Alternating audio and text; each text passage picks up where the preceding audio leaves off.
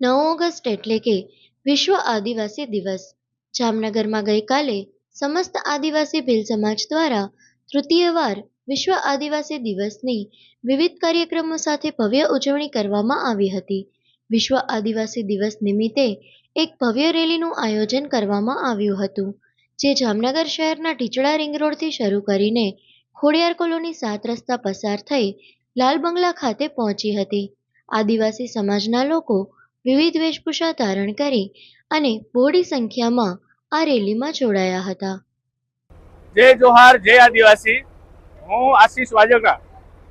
જય જોહાર જય આદિવાસી સાથે જણાવવાનું કે 23 ડિસેમ્બર 1994 ના રોજ યુનાઇટેડ એસેમ્બલી દ્વારા આ 9 ઓગસ્ટ વિશ્વ આદિવાસી દિવસ રાખવામાં આવેલો છે.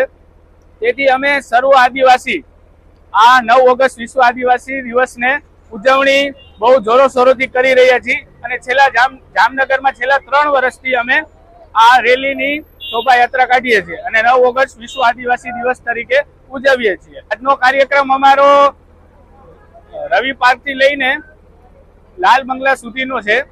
તેમાં અમે બધા સર્વ જ્ઞાતિના આદિવાસી બધા ભેગા થઈને આ કાર્યક્રમની ઉજવણી કરીએ છીએ.